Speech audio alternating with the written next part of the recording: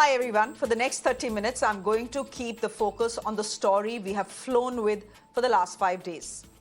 Predatory pricing by airlines on spot booking. What began as a story for us has taken wings as a campaign because you asked us to carry on, because you kept calling us. And you have told us about the insane fares that are being demanded if you book an air ticket last minute. For example, today, the average fare from Delhi to Bangalore is what? 25,000 rupees, the average. Now, we have been tracking this one route for the last 4 days since the government intervened and asked airlines to self-regulate and control abnormal fares. So see where the prices are now. The Vistara Delhi to Bangalore flight, if I booked a day in advance yesterday, was some 32,000 rupees. This is the average fare for economy, 32,000 rupees. If today I book for tomorrow, it's 25,000 rupees, which means the average has come down. But it's still 3 times more than what you and I would usually pay. 3 times. Is that justified? Now let's look at Mumbai Leh and let's put that graphic out as well. It was some 60,000 rupees 4 days ago. It came down to 47,000 rupees and remains at 47,000 rupees. Now, the airlines say India's airfares are the most flyer-friendly in the world. They tell us that we pay $50 per 1,000 kilometers, which is the best rate in the world. Sure, it is. But where are we paying $50 for our flights? For Mumbai to Leh, it's a 2,000 kilometer journey. We are paying $600, not $50 or $100. Now, no one here is asking for a free ticket or a discounted ticket. We are just asking airlines to keep their spot fares real. Sure, hike prices during peak season. But for heaven's sake, don't cross the limit. 60,000 rupees to Leh is crossing the limit. And what you're doing is you're grounding middle-class citizens of this country. That's what you're doing. Our phone lines are open. We hope some of you will call us today as well. Many of you have been calling us over the last 4 days. I would have thought that some amount of fatigue will set in, but to our surprise, we realize it hasn't. Our guests are joining us as well on this show. Let me quickly introduce them to you. Dheeraj Mathur is an aviation expert. He's joining us on the broadcast. Professor Sriram Khanna is the managing editor of Consumer Voice magazine. He continues to be with us as well. Sriram Khanna, you know, I was just talking to my team and I was just telling them, should we stretch this campaign to a Friday evening as well? For the past 5 days, we've been on to it. For the past 5 days, our phone lines have been very busy, inundated by calls from viewers. And I was wondering if anyone will call today, because many people will say whatever had to be said has been said, that the government was expected to intervene. It has already intervened. But has this intervention, according to you, really helped? Because yes, while average fares have come down a bit, they pretty much remain in the insane category. If tonight flying to Bangalore from Delhi will cost me 25,000 rupees, that is 3 times the normal fare. Nothing justifies this.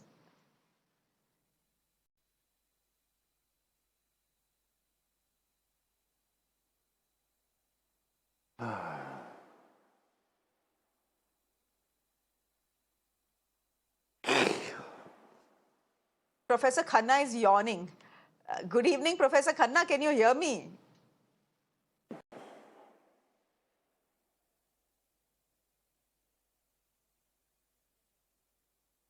Okay. So here's the thing. We just saw Professor Sriram Khanna yawning. I hope that's not what our viewers are doing. I seriously hope so. Ravichandran, you're calling us from Chennai. Good evening. Go ahead, please. I think the part which we are talking about, the last minute surge in the prices. Am I audible?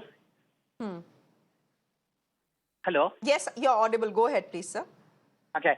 See, the one part is really disturbing. The sudden surge in the price within 24 hours or whatever, last minute booking. But I feel that we are missing a bigger picture. The thing is, none of the airlines are making any profit, and one after another it is failing. And but for Air India government support, it would have also failed, and the entire population will be in trouble. So there is some sort of support is required for the airline. Particularly, they are crying about very high fuel price. I know jet fuel price.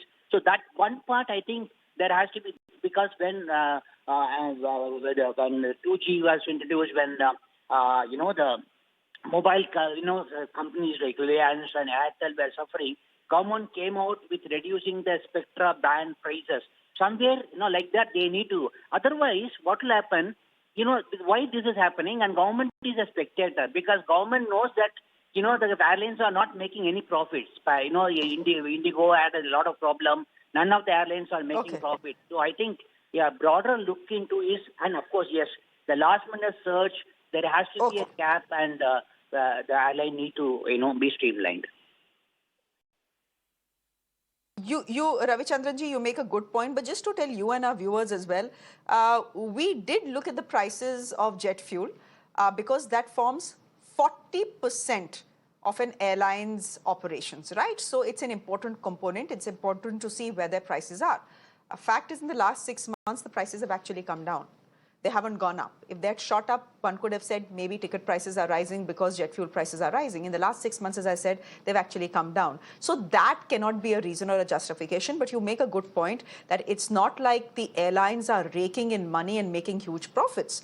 Most of our airlines are in trouble. But the point is it the customer or the flyer's duty to subsidize them or ensure that they do that they make profits? I mean, I'm not saying don't charge us. I'm saying don't fleece us. That's all I'm saying. Captain Jaspal, you're calling us this evening from Bangalore. Go ahead, please. No, Captain Jaspal is calling us from Rohtak, I think. Go ahead, Captain Jaspal. Good evening to you. Your campaign has done wonders. It has already brought down the prices. And in addition to this, should the customers take them to the court, make them accountable for firstly fleecing and secondly treating them as dirt with contempt, violating their fundamental rights.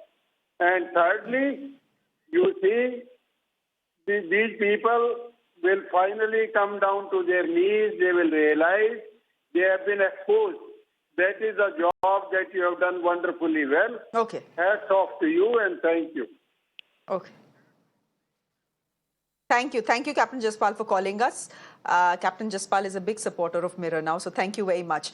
Sunil, you're calling us from Bangalore. Go ahead, please. Good evening. Good evening. This is Sunil.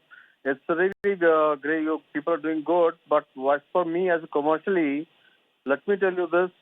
There's a cartel. Looks like that they have made a go here, and this Air India has become a, what you call, like a cartel to jack up the prices. There's no competition among them, and there's no competition for them. So they have jacked up the prices, and we are suffering for it. And how can they miss the losses? Because every time I travel, the flights are full. How it's possible they are in losses? I don't agree with this. Only they made the cartel and they have jacked up the prices. So the common man is suffering. That's what I say. Thank you. Okay. Thank you. Thank you, sir. Good point you make. If the airlines tell us they are in trouble, the fact is that all flights are full. If all flights are full, how is it that airlines are in trouble? Deepak, you're calling us from Vijayawada. Go ahead. Good evening. Yes.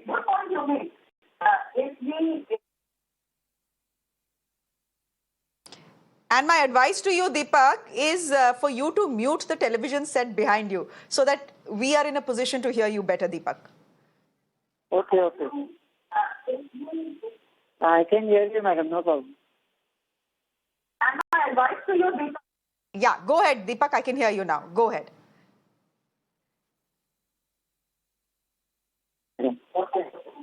Okay, so here's what I'll tell our viewers. As Deepak, gets patched with us. If you're calling us, I know you're seeing the show and you're hearing the show, and we are very grateful for your viewership. But when you call us, it's a good idea for you to reduce the volume of your television sets so that we can hear you clearly. Deepak, I hope I can hear you clearly now and you can hear me clearly now. Go ahead, please. Okay, we've lost Deepak. we have two more callers. I believe we have Kriti from Pune, and we have Philip, who is joining us from Bangalore. But before I go to them, let me quickly introduce our guest to you this evening as well. Dheeraj Mathur is an aviation expert. He's joining us on the broadcast. And Professor Sriram Khanna is managing editor of the Consumer Voice magazine. He is joining us on the broadcast as well.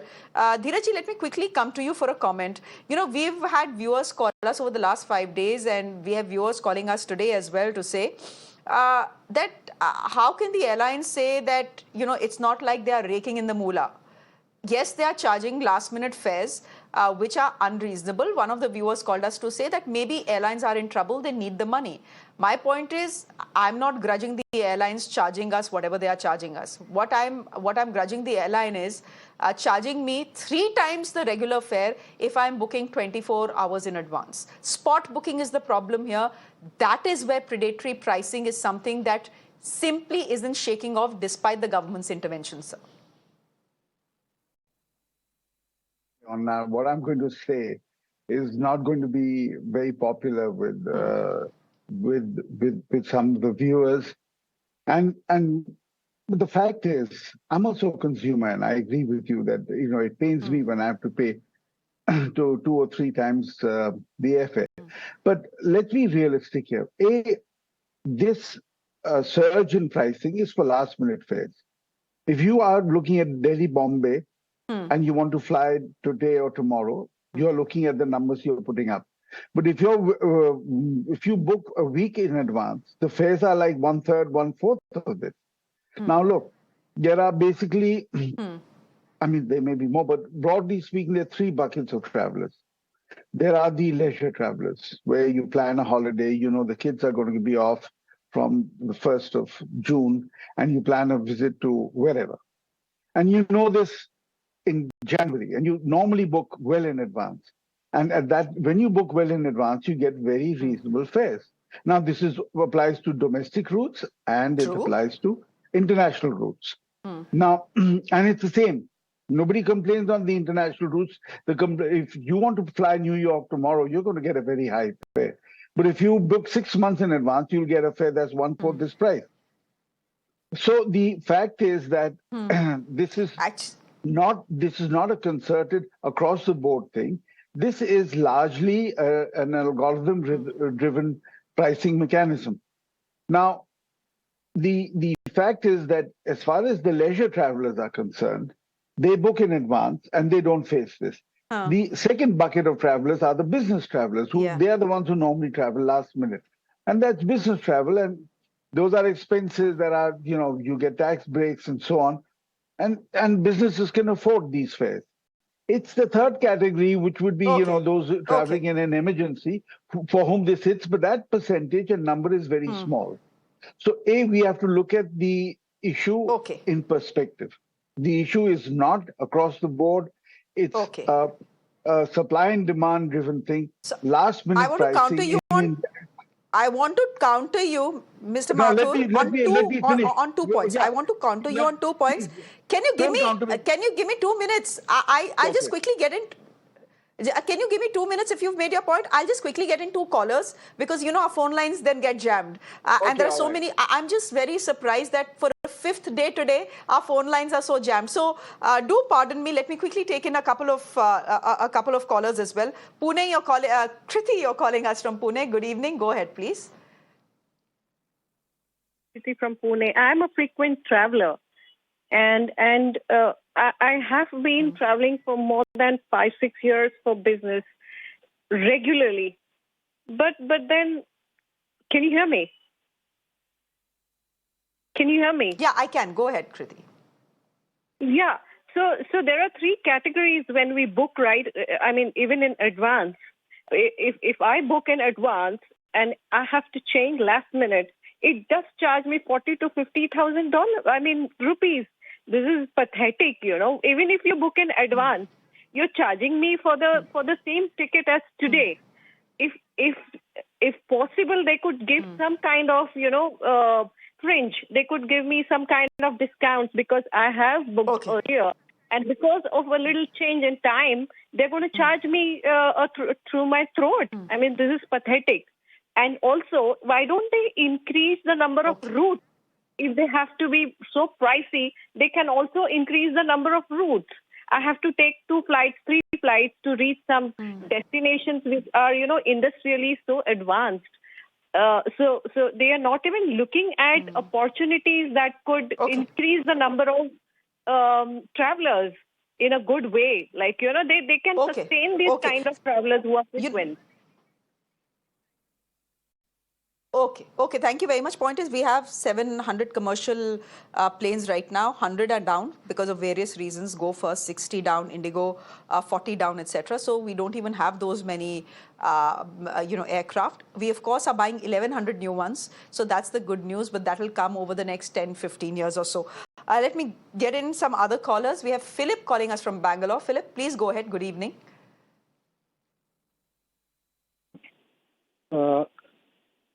This is not a comment. It is just an observation that this price gouging which is going on left, right, and center.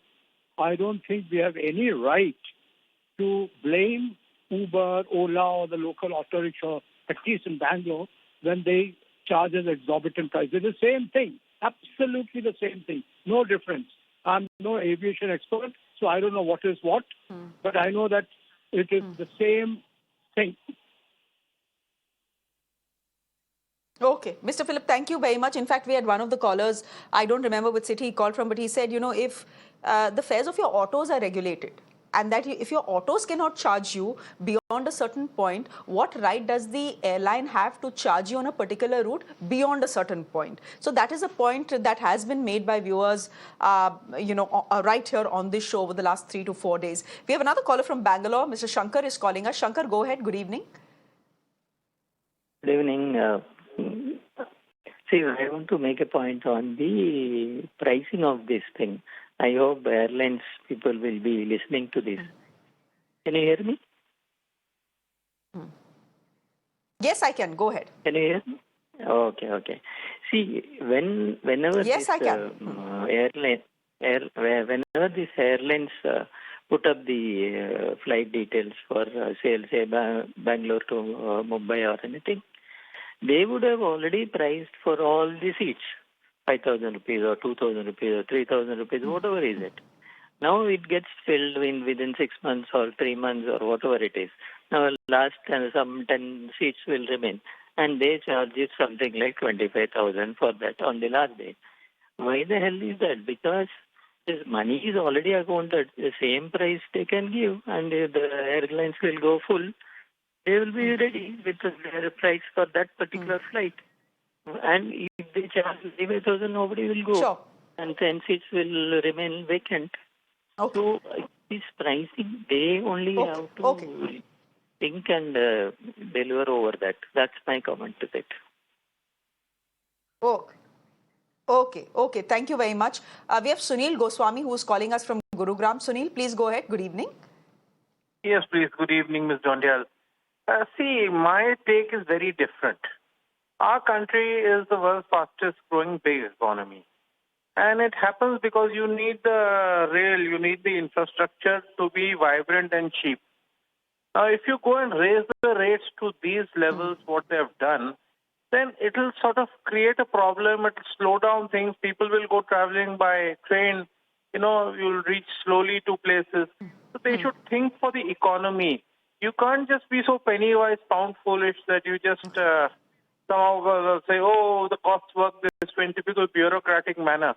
There has to be some impetus from some private sector, some thinker who should think out of the box with the prices. That's what I feel. Okay. Thank you. Okay, thank you very much. Vijay Raghavan, you're calling us from Chennai. Go ahead, please. Yeah. Let me first give you a completely different picture.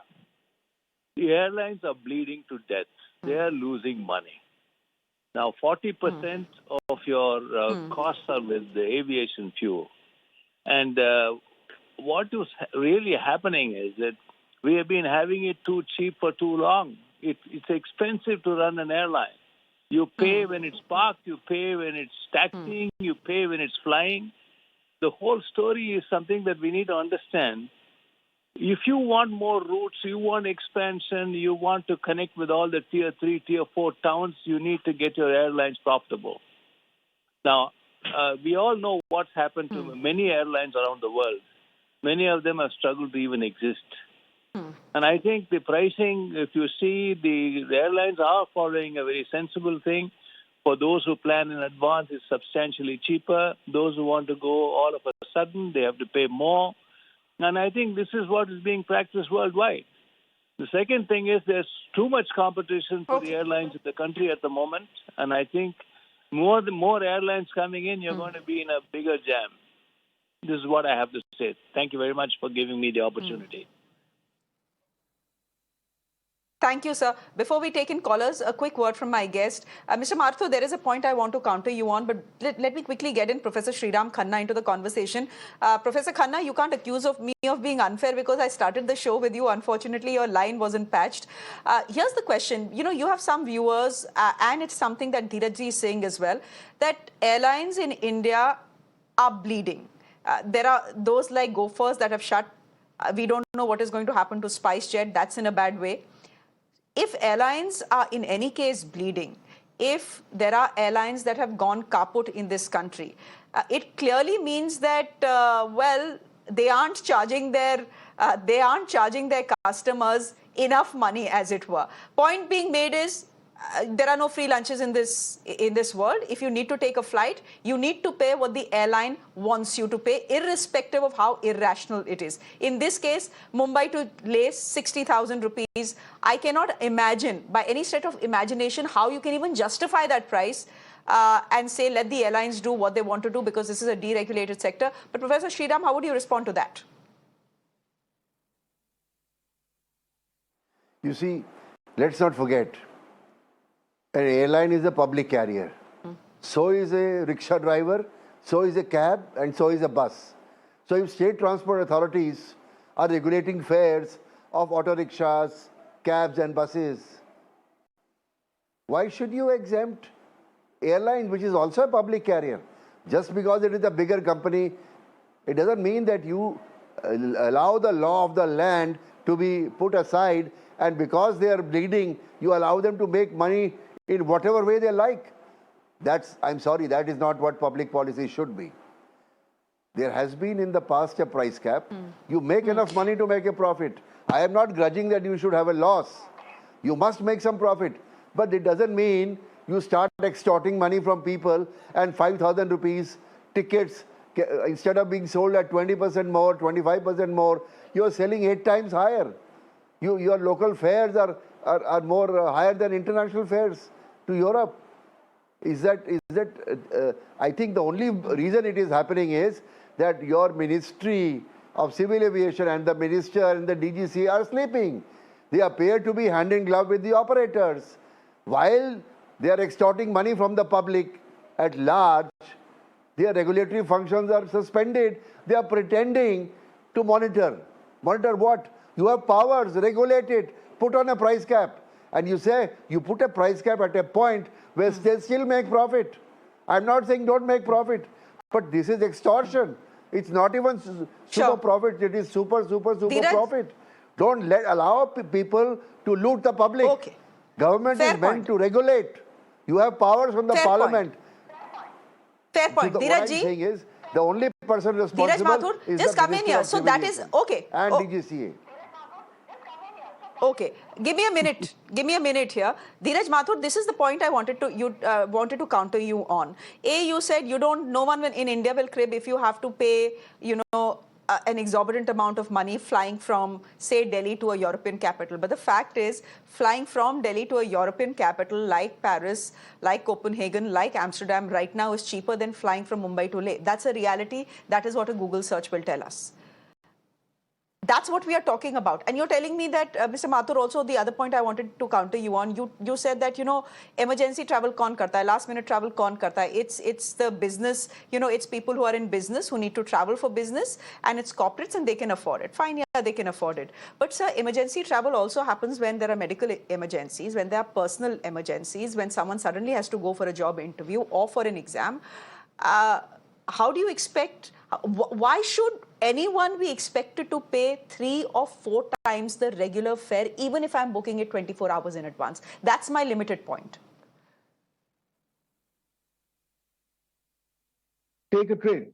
See if you can get a train ticket for Delhi, Bombay by Rajdhani tomorrow. You won't get a ticket for the next month.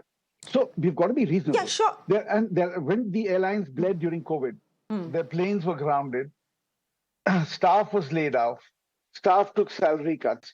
Did we have a campaign saying that the airlines and the staff need to be compensated? No, we didn't. And the fact is that if an airline can get, this is all supply and demand. This is economics. If they can get a ticket, somebody to pay 20,000 or 30,000 for a ticket tomorrow, why shouldn't they charge it? The government isn't there to bail them out when they're making a loss. So why should they be expected not to make a profit? And the point is, the number of seats on which this really high fare is charged is very small. It's not as if the whole aircraft is going for 25 or 30,000 rupees per seat, because a lot of those seats have been booked in advance. So it would be really whatever 5, 10, 15% seats that are, which is why they're so expensive. If the whole aircraft was empty, then supply and demand economics would work, and the seats wouldn't be this price. It's because there are very few seats available for last minute, which is why you have this surge pricing. And second, this is something that you said right in the beginning, that out of 700 registered commercial aircraft, 108 are grounded. 108 is almost 15% of the capacity being grounded. That obviously creates a huge mismatch in a supply and demand scenario that in any case is distorted. Sure. Our entire supply scenario is really poor. And it's not just the number of aircraft. And by the way, when you say 108 aircraft are grounded, their fixed costs, and fixed costs for an aircraft are really high. You have to pay the airport parking charges. You've got to pay the staff. You've got to pay the crew. You've got to pay the lessors. The fixed costs are very high, and those have to be recovered. And we don't have to apply. But Mr. Mathur, can I just say this? Yeah. But please. Can I just say this? And a lot of aviation experts have borne us out on this. The fact is that, there is a summer roster, right? That we know it's going to be summers are vacation time for kids. So there is a summer roster that airlines given to the DGCA. Point is, are the airlines even operating the flights? The number of flights that they have committed to the DGCA? No, they are not. No, they are not. 3,700 flights is what is committed to. How can they when 108 and SpiceJet, for example, is only operating 53% of what they promised. No, what about SpiceJet? SpiceJet aircraft are not grounded, but they are operating only 53% of what they have committed. And the DGCA is sitting quiet about it. If you recall, a few months back, there was a big issue with SpiceJet. They had severe liquidity problems. They were having problems in getting spares. And as far as the overall industry is concerned, all over the world, supply chain disruptions that occurred during COVID have yet to be fully restored and corrected. And that's why you have this problem. Look, we have it right in front of us. Go first the whole airlines is grounded because they don't have enough engines. And so does Indigo have a problem with whoever's bought Pratt & Whitney engines, they have a problem. So this is a real problem. Admittedly, fares are high, and as a consumer, I'm completely with you.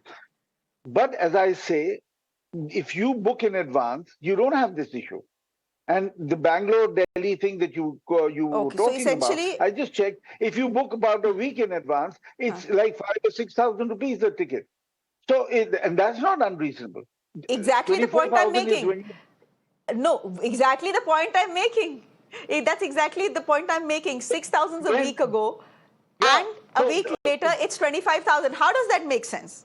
How does that make sense? Let me get in two callers. Let me get in two callers. Let me answer your question. Then you let me get in. Very quickly, 10 seconds, sir. Then because I have to wrap the show, but 10 seconds. Please go ahead.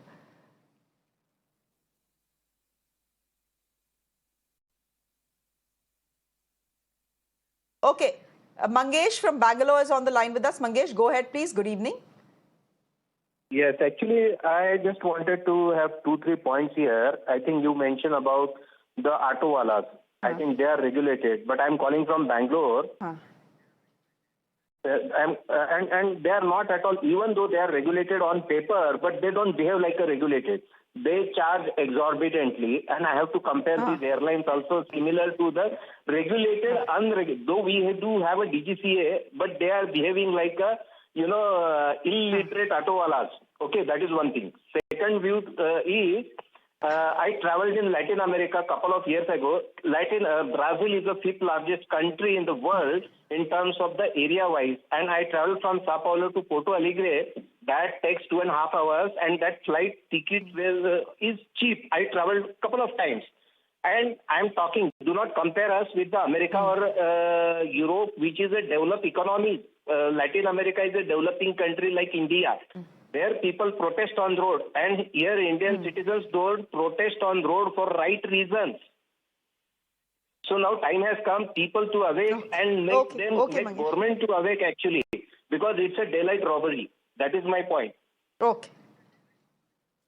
Thank you. You're calling it a daylight robbery. Thank you very much. That largely has been the sentiment we've got from our viewers in the last 5 days.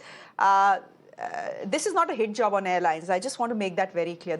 We are grateful to them, and we are grateful for their services. They fly us from place A to place B. In emergencies, we look to airlines. We don't look to a train. So we are grateful for their services. Charge us a premium if you are booking last minute. For heaven's sake, the extortion is what needs to stop. We'll leave it there for the moment. Thank you very much. I'm going to thank my guests as well for joining us this evening. And thank you to all our viewers for calling us for the last 5 days. It's a wrap from me. Thanks for watching. Good night. Shahid Kapoor's interview is coming up next. So do stay with us.